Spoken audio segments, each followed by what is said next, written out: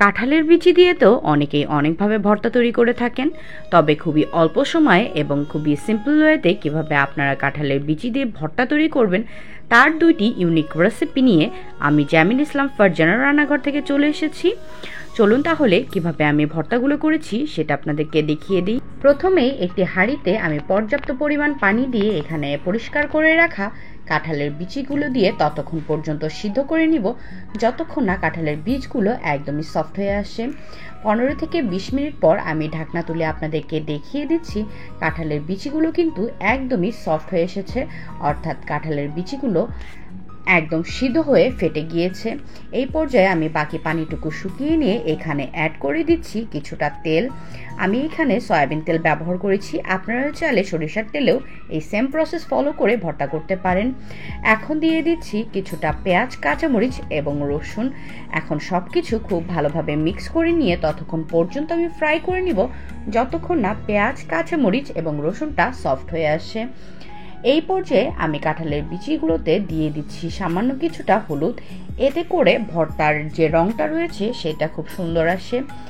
আপনারা যারা কাঁঠালের বিচি ভর্তায় অন্য কোনো শুটকি মাছ ব্যবহার করতে চান অবশ্যই এই পর্যায়ে আপনারা শুটকি মাছ দিয়ে দিতে পারেন। দিয়ে কাঁঠালের বিচি এবং পেঁয়াজ রসুনের সঙ্গে ভালোভাবে ফ্রাই করে নিয়ে ভর্তা করলেই সেম প্রসেস ফলো করে আপনারা ভর্তাগুলো করতে পারবেন।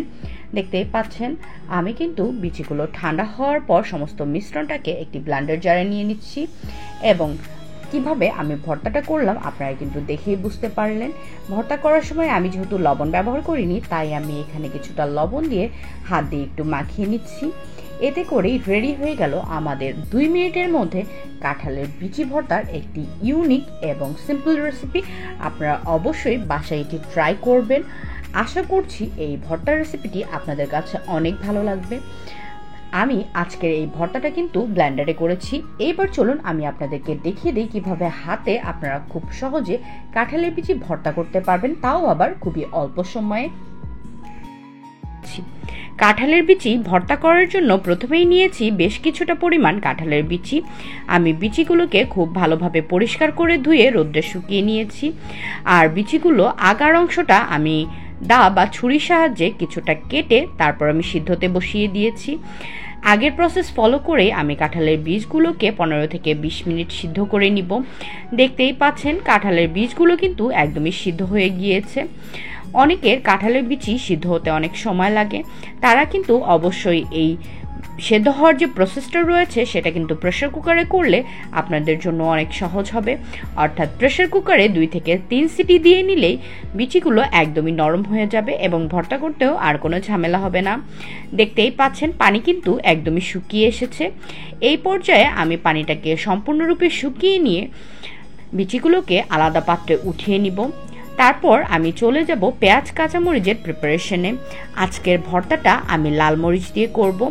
এই জন্য আমি 4 থেকে 5টা শুকনা মরিচ তেলের মধ্যে দিয়ে দিচ্ছি।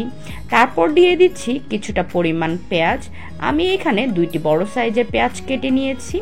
পেঁয়াজটা আসলে যে যেমনটা খেতে চায় তেমনটা ব্যবহার করলেই ভালো, আমি খুব বেশি ব্যবহার করিনি, তবে আপনারা চাইলে যেমন খুশি ব্যবহার করতে পারেন।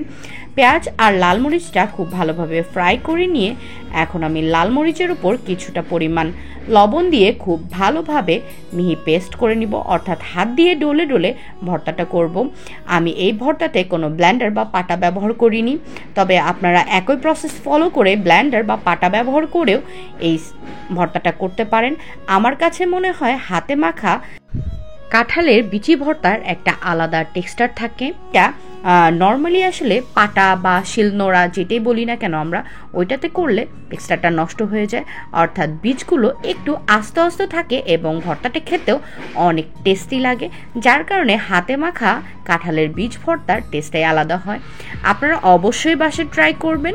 ভালো লাগলে অবশ্যই লাইক, কমেন্ট, শেয়ার করবেন এবং আমার চ্যানেলটা সাবস্ক্রাইব করে আমার চ্যানেলের সঙ্গে থাকবেন। দেখতেই পাচ্ছেন আমার ইউনিক স্বাদে 2টা কাঁঠালের বিচির সহজ ভর্তা রেডি হয়ে গিয়েছে। আজকের মতো এখানেই বিদায় নিচ্ছি, দেখা হবে নেক্সট ভিডিওতে। ততক্ষণ পর্যন্ত ভালো থাকবেন, সুস্থ থাকবেন এবং আমার চ্যানেলের সঙ্গে থাকবেন। আল্লাহ হাফেজ।